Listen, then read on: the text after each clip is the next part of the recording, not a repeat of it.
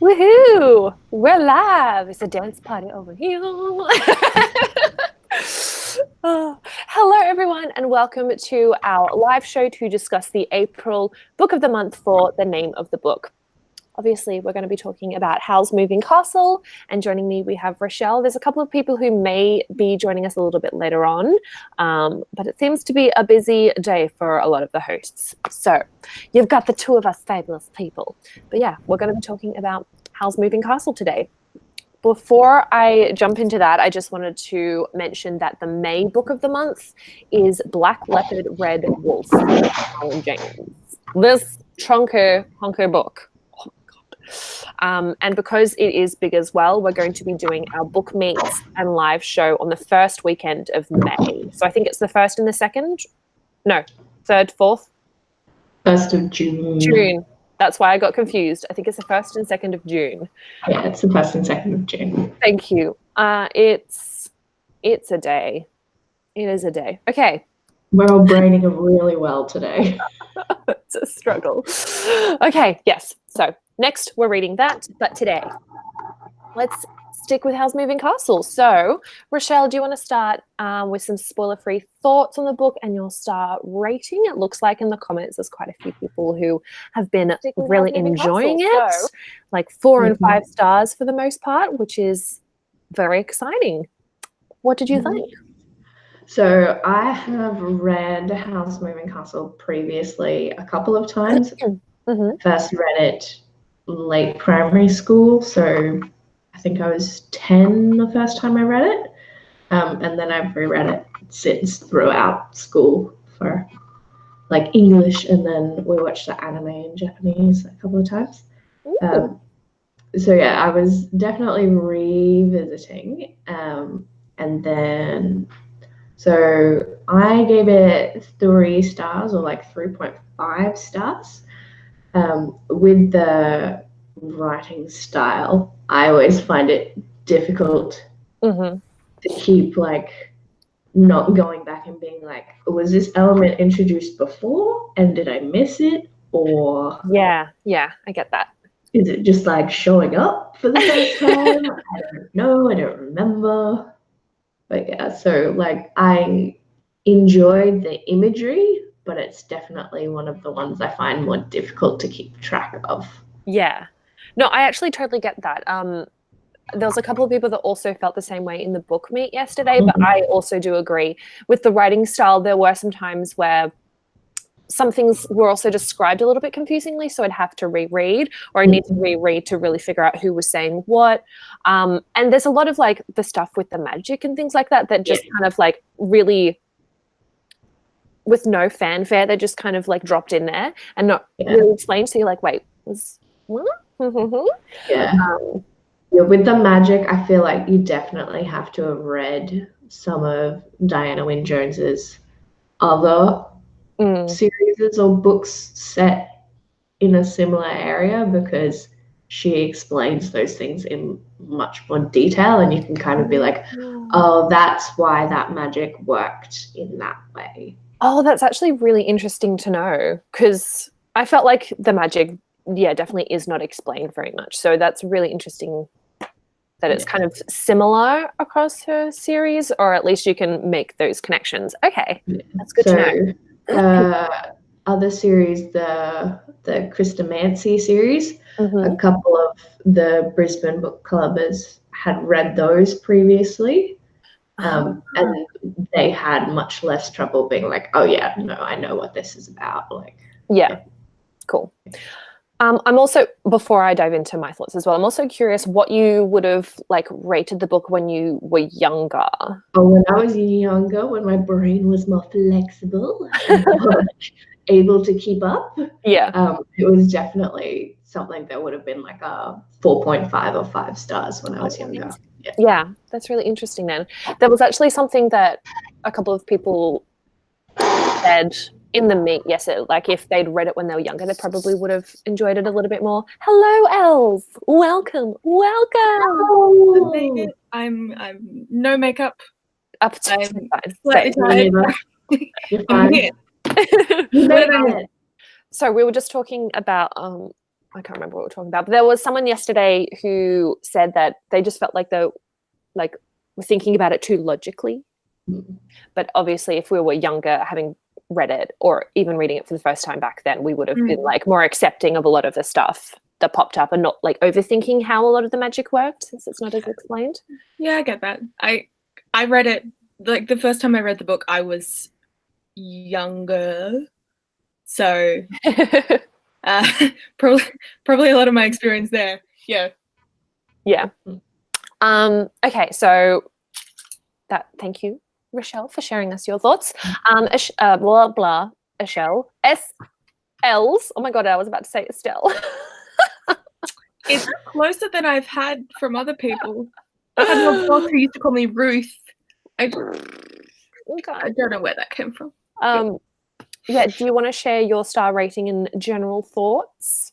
Yeah, sure. So I gave it 4 stars when I first read it when I was younger, and I gave it 5 stars when I read it this time. So there was definitely a bit of a nostalgia kick in there. This has been one of my favorite childhood books for as long as I can remember. And I have a cat called Calcifer. He's the light of my life. He's very cute. He's very dumb. He's the light of your life because he's a fire demon. Because he's a little demon. So I especially love the story for its connection to the fairy tale genre and its subversions of the fairy tale genre. And I just love the sense of wonder that it emulates. Because someone yesterday used the term that it felt a little bit like magic realism, and it is in no way magic realism, but a lot of the way it's written is just, here is a magical thing, this is how it is, let's move on. And I do actually quite like that in books, especially in books that are pitched younger, because that sense of wonder is still very alive when you're younger. So there's a lot more space to fall in love with it. Yeah. Awesome. This is the first time reading it. I have watched the movie, the Studio Ghibli movie, previously a couple of times and really enjoyed the movie. So I was definitely excited to read the book. And then I did go in knowing that the movie was quite different. Yeah, I think there were a few people. There was actually quite a lot of people who watched the movie first, then read the book. And we had a bit of a discussion about which order to do it in. But yeah, so I ended up giving it 4 stars. I wish that I had read it when I was younger, so I had that kind of like background experience with it as well. Because I definitely think I would have also really, really enjoyed it. But it would have been interesting to compare my thoughts, especially with the way that the magic is kind of not explained or just kind of like slipped in there being like matter-of-factly like this is it. I also just love how dramatic Hal is. It was great fun. It was great fun. We made several comments at the Brisbane meet about his drama queen, and there was maybe some enactment of the sliming. Yeah, that is amazing. We're pretty cool. Yeah, no, I definitely loved how dramatic it was. Yeah, so definitely enjoyed it. I'm just going to have a quick look and see the comments. If any of you guys have any questions or there's anything that you want to discuss in particular, feel free to leave a comment as well. Otherwise, Els had some fantastically well thought out questions, so we will. Thank you. I'm very proud of my discussion questions. There's some good discussion points, so I'm really excited. I stole none of them from other websites this month. Love it. Sometimes when I sit down to write the questions, I don't know where to start. So I Google discussion questions for the book and then look at them all and then go, oh no, these are terrible. You should write it this way instead. And then that's how my discussion questions arrive, by criticizing other people. Yeah. Amazing. That's just my MO, isn't it? I criticize this and therefore I have content. Okay, I think the one thing I'm going to touch on next is a comment that Caitlin left. So I think we might probably dive into some more spoiler territory. So just a heads up, anyone watching who hasn't finished the book, if you don't want to be spoiled, especially if you've like watched the movie but haven't read the book, because there are some differences and some things that are left out in the movie. So I'm going to dive into one of those next. So Caitlin said, I think my favorite thing is that Cal is Welsh. And obviously having watched the movie first and then going into the book, I was not expecting that whatsoever. So it was really cool addition to be like, okay, through the black door, rather than so like this super dark lantern, he's driving around like flying around like as a bird howl type thing. It's like his Earth realm home with his family in Wales, and that was just not what I was expecting. Sister, who's so great. I know. I love it. Calling him out and it's bullshit. Yeah, I'm just like I both Sophie and Howl'S older sister. I was just like, I understand you so much. Yes. His old lady persona. I was just like, yes. I know. I'm so glad that Hal had those people in his life to just really pull him up on when he is being dramatic and nonsense. Yeah, exactly. He needs it. So yeah, quite a few people also felt the same, like really surprised. Probably the most surprising thing in the book was when that popped up. So I thought that was really cool. And obviously, again, it's not really explained, so I'm curious about how the whole worlds thing is. Yeah, that's something that came up at the Brisbane meet about when Els, the question about what you would rather have more explained. It was definitely how he got across. Yeah, definitely. Did you mention something about the later books as well, Els, in regards to this? I'm looking for them right now. Okay, fabulous. But I can't find anything, and I need to reorganize my shelves. So, open invitation, everyone, come over. I'll look at it right now. I'll get on the plane, figure it out, and we're fine. It's just like a quick 2-hour commute from Sydney to get here. Yeah, it's cool. I'll pick you up from the airport, which is an hour ride for me. Then we'll go the 2 hours.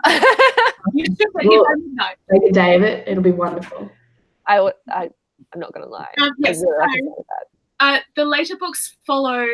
Can you guys hear me? Okay? Yes. Yeah. The later books follow new characters, but Sophie, Howell, and Calcifer are still very present. Yeah. Awesome.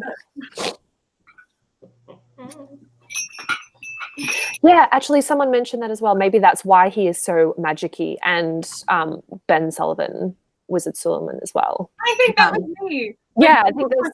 Yeah, because there's that whole bit about their mentor, the woman who later died. She says like Wizard Suleiman was the most promising wizard until Hal came along. Yeah.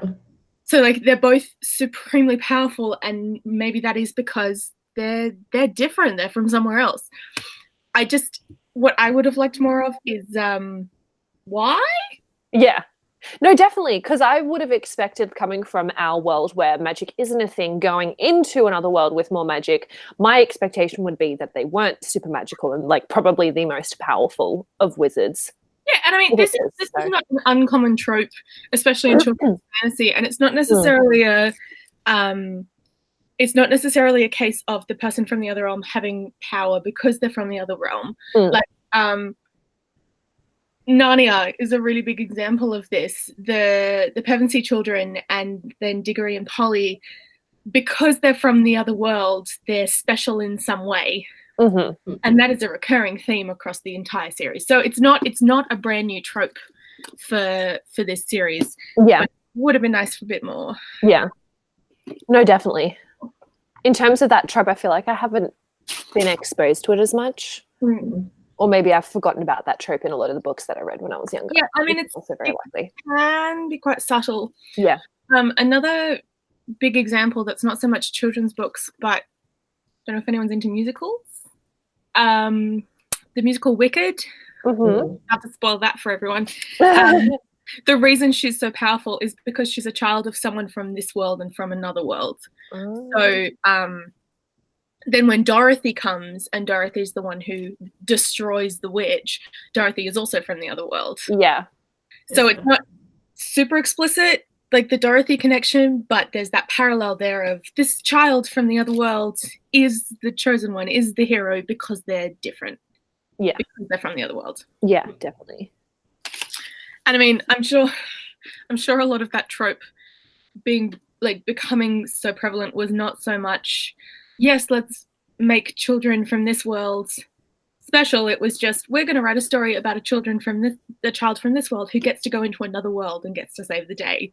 Yeah. Like, it wasn't necessarily they're coming in because they're special. It was this is just what we're writing for our own children so that they can believe in magic. Exactly. And I feel like from a young reader's perspective as well, it'd be so much more exciting knowing that there's someone from our world who could go to another magical world and be able to fit in and kind of like use the magic as well. And Caitlin left a comment, maybe it's because we love magic more as we don't live with it. And I think that's definitely a possibility. Like we'd have more of a fascination and curiosity and like maybe motivation to explore it because it's so new to us when we go, like if we were transported into this magical world.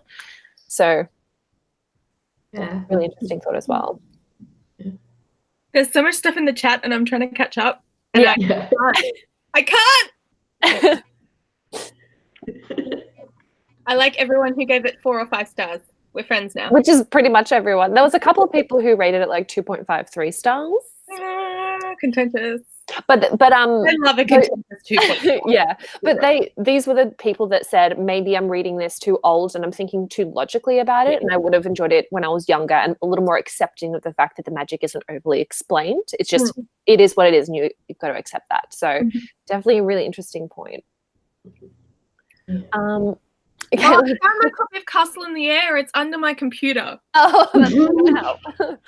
Well, that's no help. No, I'm actually.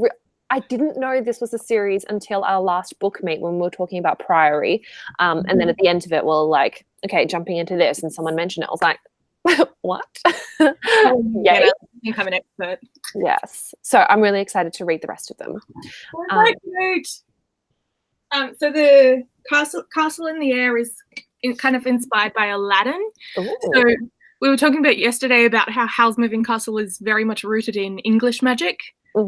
There's a distinct Englishness to it, or Welshness, as the case may be. But Castle in the Air is inspired by the Arabian Nights. And so it's still a little bit Englishy because Howl and Sophie turn up eventually. But yeah, it's such a different angle to take it. And it's very exciting. You're making me so excited. I'm going to have to go to the bookstore and pick these up ASAP, by the way. So Caitlin also left a comment saying, also, I usually hate romance, but I live for Howl and Sophie. Yeah. I just love it because they're both, like, Howl is so dramatic and Sophie can be quite petty and, like, real emotional, like the weed killer scene. She was on a rampage. It was wonderful. And they both can be quite childish as well. So they're just made for each other. They annoy each other on purpose until they accidentally fall in love and then they're stuck, and it's great. I know, and I really, really like that. Oh, I do. Look, the movie has all these. You have to talk about the movie with that and talk about the book. Kind of necessary. The movie has all these great little moments where, you know, he looks at her and he tells her she's beautiful, and that slightly awkward but unforgettable "Sophie, Sophie, you're beautiful" line. Thank you, Christian Bale. In the book, I think honestly one of the most romantic lines is, "Oh no, I have to go rescue that fool Sophie." It's the slight exasperation of, I can't live without this person, but they keep getting into trouble. I'm just trying to stop that. Yeah. I love that. I love that dynamic. Oh, that I'm trying to flick back to it, but I've flicked back too far. I love that line as well. It's so funny. And at that point, of course, she's still going, oh, he just likes the Miss Anglorian, and I went and rescued her for him, and then I had to rescue him at the same time. It's just mutual troublemaking and rescuing. I know. Equal opportunity nonsense. I know. And I loved as well that the entire time Hal knew that she was under a spell and kind of knew that she had feelings, but obviously didn't, like, it's amusing that he didn't do anything like out, like really obvious about it. But like when he's talking about Miss Angorian being the Witch of the Wast's fire demon. And he was like, I was relying on you being too jealous to let her in the castle. Like, God damn it, you're too good of a person. Stop I know. being nice. I know. She's like, you're too nice. What the hell? Never there was a time to be petty. I know. Oh. All the pettiness. It was just very satisfying.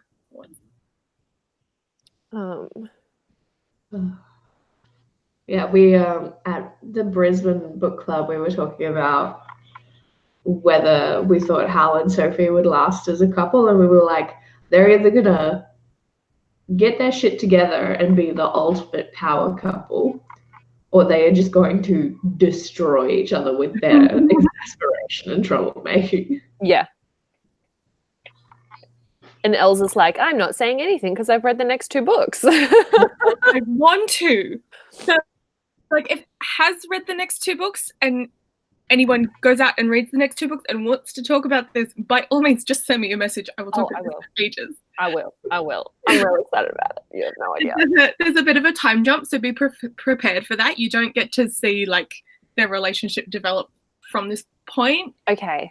But you see where it kind of ends up. You see where it ends up. And it ends up in such a great spot. That's really exciting. My disaster petty children. Yes, Sophia. Yeah. Enjoy your birthday brunch. Enjoy your time with your family. Yeah. How they can't take their attention off each other in the very end as well. Yes. And meanwhile, Mrs. Fairfax, the witch, is just going, "Oh, they'll be wedding soon." Oh, I love it. I love it. Oh, so good. Okay, let's have a quick look. I'm just having a quick look through some of your questions as well. Yay, questions. Oh, this is definitely a good one, especially since you guys have reread it as well. So I'm just going to say what you wrote down, Els. This book is full of hints and foreshadowing to things that are revealed later. Did you pick up on any of them? Which ones? And was your perception assisted by having read it before or having seen the movie or not? Very interesting one. I feel like, okay, so with the hints that Calcifer leaves Sophie, I didn't pick up on exactly what they were. I feel like with the shooting, like the falling star one, I gathered that there was a hint around that, but I couldn't figure out what. And then apparently there was a hint earlier on and I didn't pick up on it either because I wasn't really looking for it. It wasn't until after the fact he's like, oh, I already gave you a hint. It's like, well, that doesn't help me now. I can't figure it out like that. It's an unhelpful. It's like, well, it's telling you the information if I tell you there's a hint coming. And then he proceeds to be like, there will be a hint later today. Or maybe there will be a hint later today.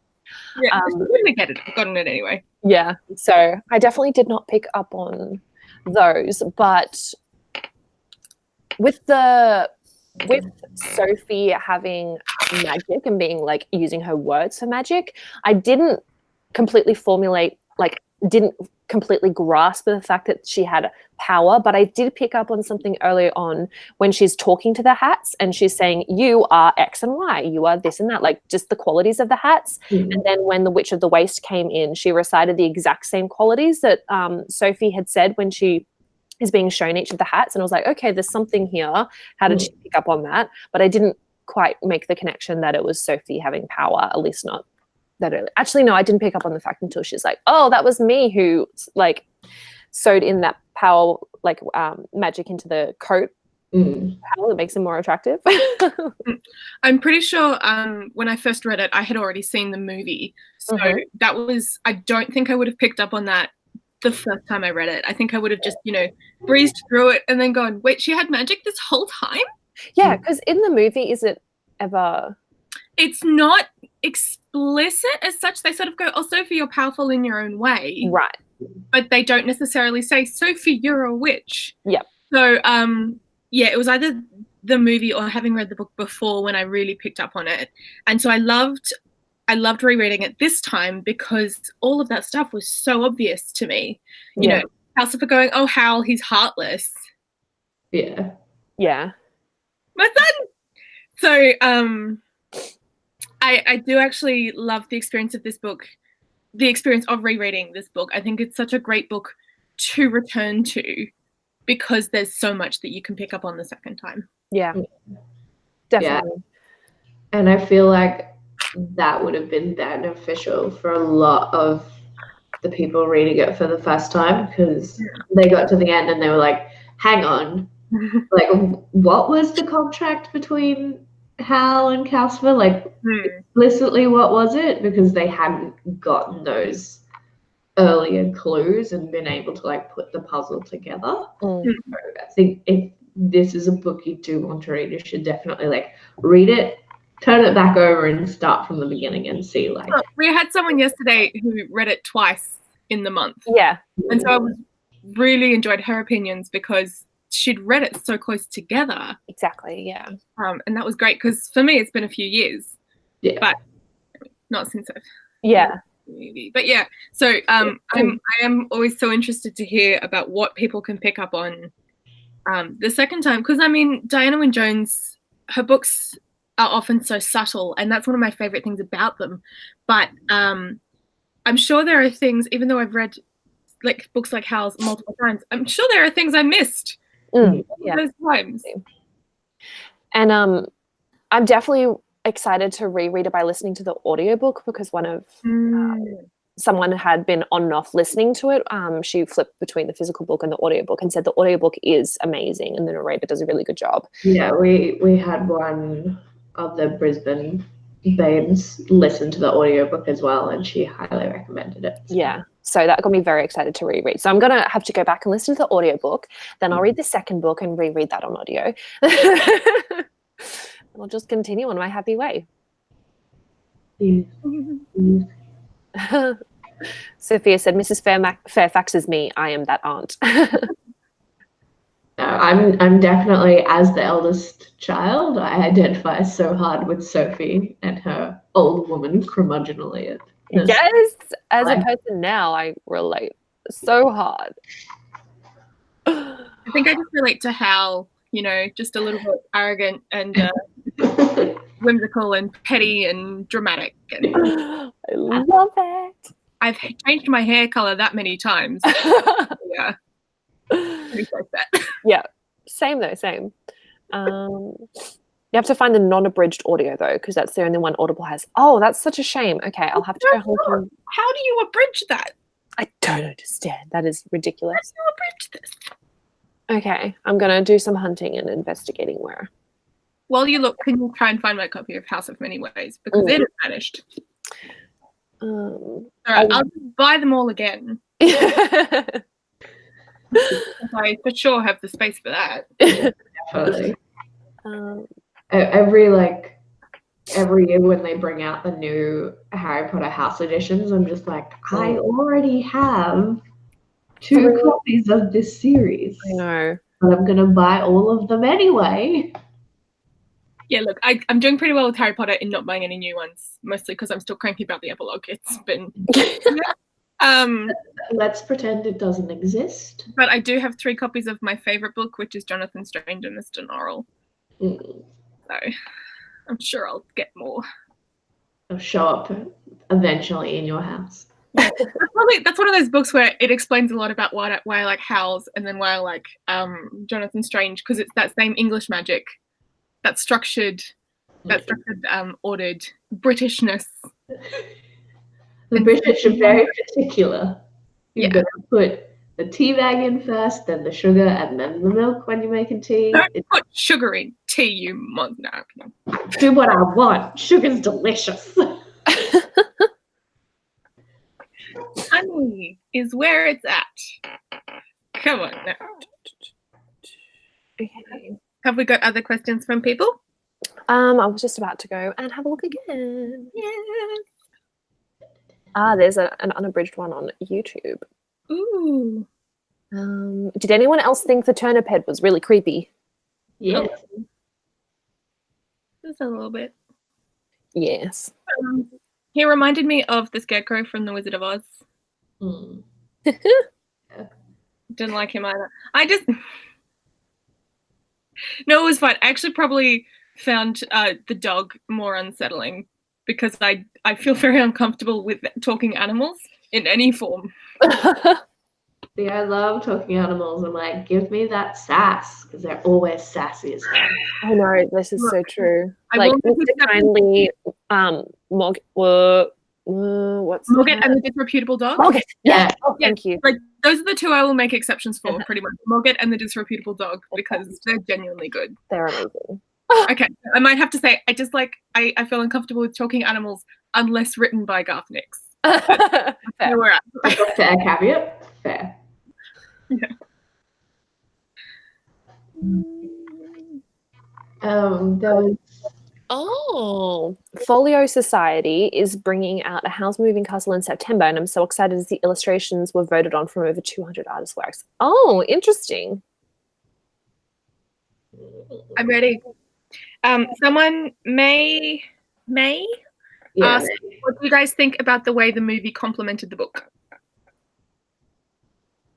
I said it in Brisbane that I feel like if you've, depending upon your age, you either do the book first if you're in the younger audience, or you do the movie first if you're older. Just because I feel like the movie helps get you into that mindset of the flexibleness that you need when you read Howl'S. It's a really interesting thought, actually. Yeah, because I just went for the book just because obviously with the movie there's so much that is left out of it. Yeah. I always enjoy reading the book. The entire character of Martha. Pardon? The entire character of Martha is left out of the movie. Yeah, exactly. Yeah. So I like having that background knowledge already. So, because I can't say because I did watch. No, wait, I can't remember. When did I watch the movie last? I'm not sure. I don't know. I just find that obviously things are left out, and sometimes that means there are plot holes. So I like to read the book first. So at least I've got that knowledge and can fill that in my head if it's not explicit or not it's not included in the movie. But there was definitely some really good arguments about watching the movie first. Yeah. I think I'm very on the fence about what I would recommend first, but I think, Rochelle, you made a fantastic point with the age, taking into the age. Definitely. Especially considering the amount of people who have sort of commented that they liked it, but they felt that it was too middle grade for them to really love it. Yeah. So for myself now, I feel like the movie and the book are a package deal. They're two vastly different stories, but they're drawn from the same sense of wonder. And so they need to be analyzed separately, but enjoyed in concord with each other, essentially. Especially because someone was saying some fantastic stuff yesterday about how might have been Kaz, about how the book is from Sophie's perspective, but the movie has a wider view of the characters and a wider allowance, I guess, for what we see. So we see Hal looking at Sophie when she's asleep, and we see him, even though it is largely we're following her story, we do see the things that the book can't show us, because the book can only show us what Sophie sees. Yeah. And so that's where I love how they can work together and how one can create depth in the other, in a sense, because they stand very, very well alone, but they're also so rich together. Yeah, and I feel like in terms of the movie, it also definitely does develop more the fact that they've got feelings for each other. So at the end, I did feel like it was quite quick, and then being like, oh yes, like just gazing at each other longingly, and having that knowledge of the movie as well, I think definitely helped, because it does develop it in that respect a little more. Like as you were saying, how he's like creepily watching her as she sleeps. No, but like when she's all right, Edwin, calm down. But in that instance, she kind of reverts back to her younger self, like when she's not focusing, kind of like, because we discussed this in a bit of detail as well, just the fact that a lot, like Sophie breaks her own curses, and there's a comment in the book as well that says you're kind of keeping it on yourself. Yeah. Like she's kind of enforcing it as well. I think obviously with her mindset being, she felt like she was an old woman anyway. Well, I mean, her mindset, even before the Witch of the Waste got involved, she always sort of had resigned herself to a lot in life, and one of my favorite things about this book is the emotional journey that Sophie goes through from thinking that this is her position, this is her situation, she's not going to do anything to change it, to suddenly going, well, actually, I am going to break the curse, and I am going to rescue this idiot, and I am going to assert my own identity in a way. And that's what breaks her curse, her coming into this sense of self. Yeah. And it was definitely something that we discussed in the Brisbane meet about how we all really enjoyed the role subversion that all the sisters went through. Like the two sisters swapped their jobs because they weren't happy with what they were doing, and they were like, F this, we're going to go and do what we want to make ourselves happy, rather than just being like, well, I guess I make the best of a bad situation. Yeah, exactly. And they actively like decide they don't want to fit into the roles of being like the middle sister or the younger sister as well. So they take it upon themselves to choose their own destiny. Yes, I really enjoyed that.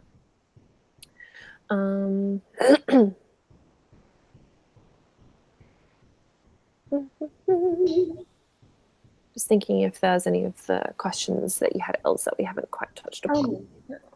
What I might do is, because I'm really proud of these questions, I'll put them on my website if anyone else wants to read through them later. Oh yeah, for sure. And then someone can steal the questions from me for their book club. Yes. Distribution. Also, like, I never post on my website, and I'm still paying for it, so I may as well. Gotta do something with it. I feel like we should talk about question 8 because of like the funny caveat with it, with Dinah Wynne-Jones's husband for that particular scene. Anyone who has this edition, there's some really fun content at the back. So there's an interview with Dinah Wynne-Jones, and they talk about the movie. Kaz, you've got the questions in front of you. Yes. You know what I said. So the question is, Dinah Wynne-Jones has said in interviews that she herself laughed at several scenes while writing the book. Were there any memorably funny ones for you? So I think a lot of us can agree the man flu scene is absolutely hilarious. And in the back, in one of the questions, which is your favorite part of the book and why, Jones says, I choose the place where Hal gets a cold. It so happened that when I was writing this bit, my husband caught a bad cold. He's the world's most histrionic cold catcher. He moans, he coughs, he piles on the pathos. He makes strange noises. He blows his nose exactly like a bassoon in a tunnel. He demands bacon sandwiches at all hours, and he is liable to appear, usually wrapped in someone else's dressing gown, at any time announcing that he is dying of neglect and boredom. So all I had to do was write it down. I love the scenes where Hal was like, I'm dying of boredom, or maybe I'm just dying. Like, I'll go upstairs to die. It just, the dramatic. It is hilarious.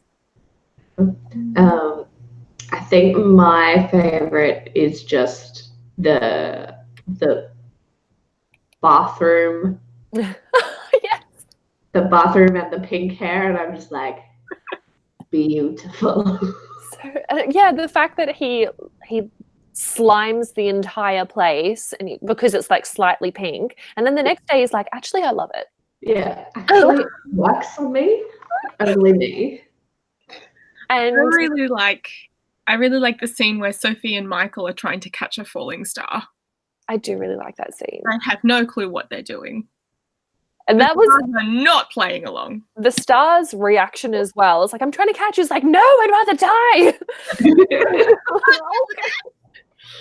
All things considered, the fact that Hal made a contract with a falling star, and falling stars are so dramatic in their own way. This is very true. I also like the scene where Michael and Sophie accidentally make a really, really strong enlarging spell for the coat because it's a little bit too small, and then that scene where Hal is wearing it and walks into the bathroom to get ready, and just like he closes the door as much as he can and then drags the coat in, and it's just slowly coming down the stairs and going into the bathroom. That was, I feel like, Because that's not included in the movie, is it? No. I No, would have but- loved to see that because visually that would have been so funny. What also would have been funny, May just pointed out, she said, I laughed when Sophie went back to the king and demanded his daughter's hand for Hal. And he was 2 years old. Yes. I forgot about that. I was like, the king. I get it. I'm a parent too. Yeah. But the king also, when she first demands that, he's just like, really? You sure about that? She's there to blacken his name and it just backfires.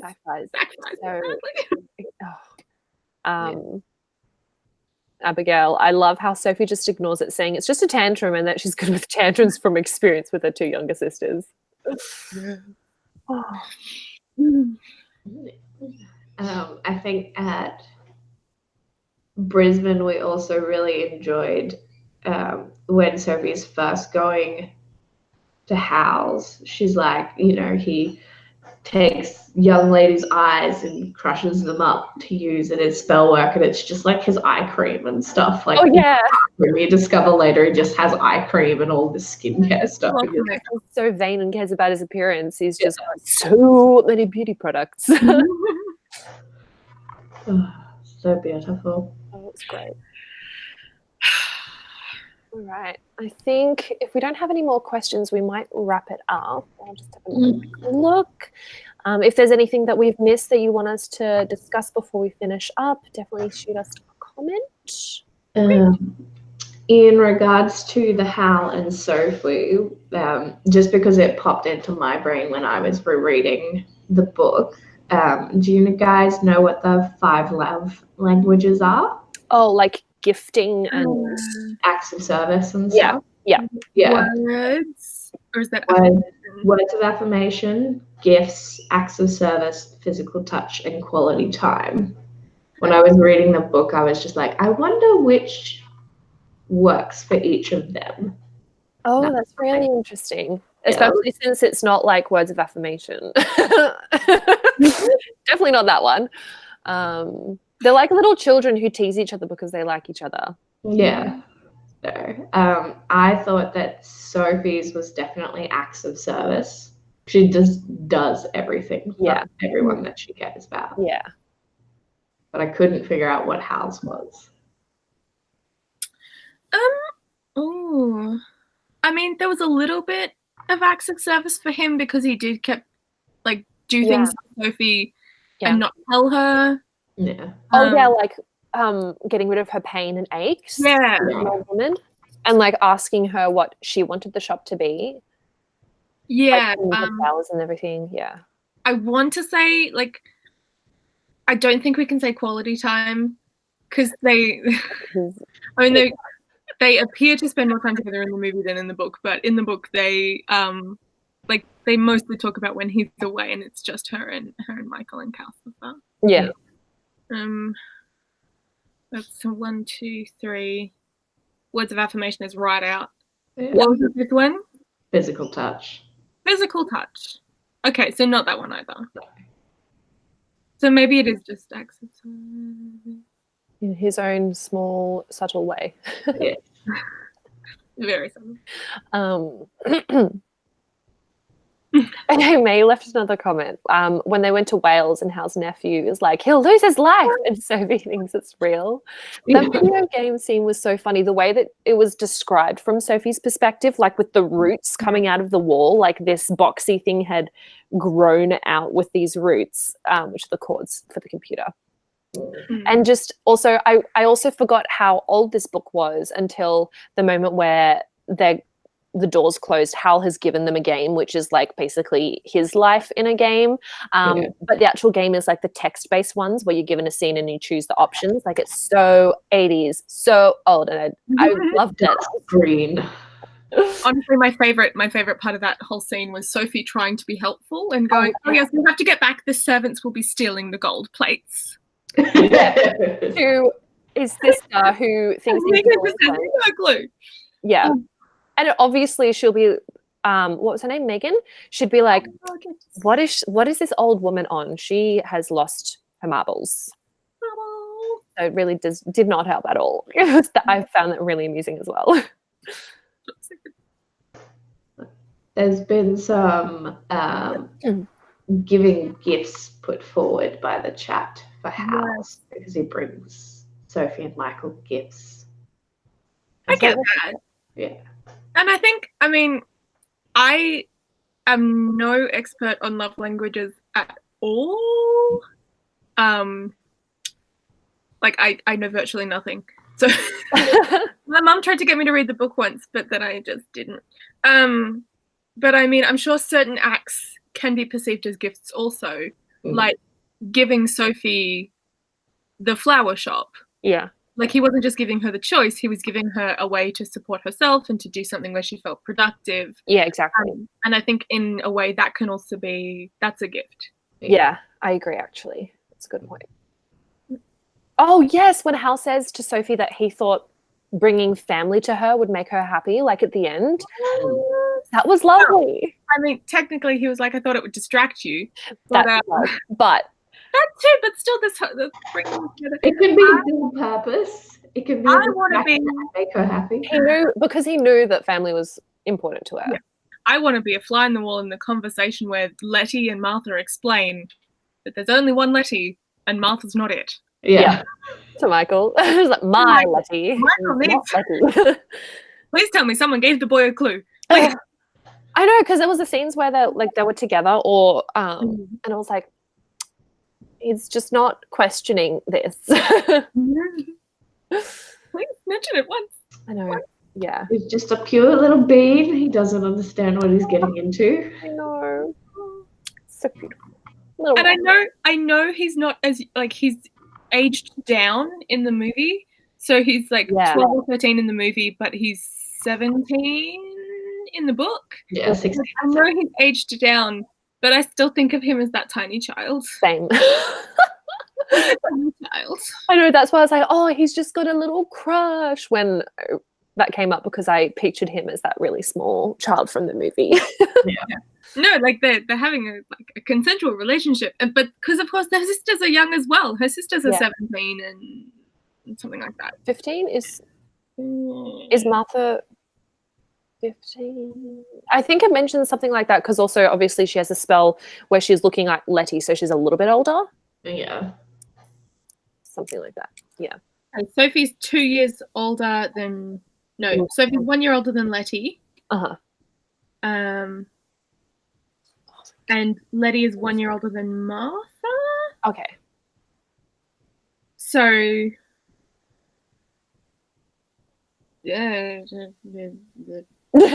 something along those lines. So Dad, you've been married fast. Sophie is 18, so that makes them 16, 17.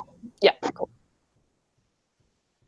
Yeah, I just remember there being a bit of an explanation when Michael was talking about it and how they're not in any rush, there's still going to be some time before they actually go ahead and get married or anything, and she's like, oh yeah, that makes sense because Martha will be the right age at that stage. Yeah. So it says, Mr. Hatter died suddenly just as Sophie was old enough to leave school for good. Yeah, that's right.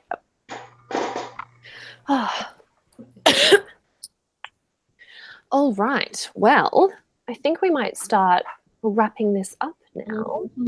Thank you guys so much for the live show, Rochelle and Els, and also for everyone who's come in and watched and left comments. We love hearing your guys' thoughts on the book. Yeah, it was really exciting to see so many people loving it as well. Just a reminder, I mentioned this at the start of the live show, but our May book of the month is Black Leopard Red. It's a nice 700 or so page book. Oh, this is 600. I think one of the other editions is 700. Okay, so it's not as long as I thought. But yes, we will be doing the book meets and live show the first weekend of June, so you've got a little over a month for this, since it's so big. And then hopefully in June we'll have a shorter book again. Fingers crossed. I think we'll try and make that happen. We need a break. We need to stop doing. If anyone has any suggestions about a shorter book that they want to read, feel free to send them in. Yeah. Because we currently have no clue. We really need to stop doing this roller coaster of big, long very heavy books and like tiny, short, light-hearted books, and then another big, long, heavy book. I know, we need a bit more of a happy medium. Whew. I don't know, I like balance. Yeah. But I have a lot of huge books that I still haven't read, so yeah. Maybe if we just stuck to story. I mean, a lot of the older high fantasy ones tend to be huge, so this is where we trip ourselves up. All right, cool. Well, thank you to everyone for joining us. Oh, Last Dragon Slayer by Jasper Ford. That's a good book. Good. That is a good book. Let me make some notes. I've got this up already. So, what was it? The Last Dragon Slayer. So it's another, like, it's pitched a bit younger. Lovely. Like, if anyone's read his adult books are also excellent. So it's pitched a bit younger, but I think I read it as an adult and I still really enjoyed it. And I haven't read the third one, but I have read the second one. Cool. Okay. Yeah, sounds fantastic. Yeah. I started his Thursday Next series and was quite enjoying it. I had to study it and I seriously wish I didn't start back. I didn't finish the book. I'll probably try rereading it at some point, but then I did pick up Shades of Grey. Shades of Grey is good. Shades of Grey has no sequel. Yeah. Is it supposed to?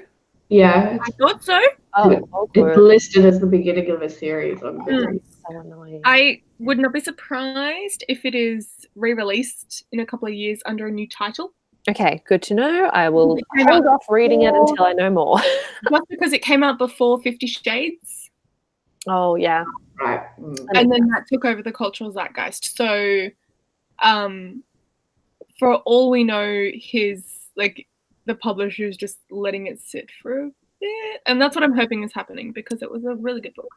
Fingers crossed. Yeah, I've heard good things, which is why I picked it up, but I might hold off on a couple of years and see if there's any more. But Thursday Next is great, and the Nursery Crimes are really good as well. I like those ones. Wonderful. Okay, so this time I think we will wrap it up. 10 minutes later. Yeah, we can just keep talking for ages, so we got this. But yes, once again, thank you all for joining us today. We hope you enjoyed the live show, and we'll see you in a month to talk about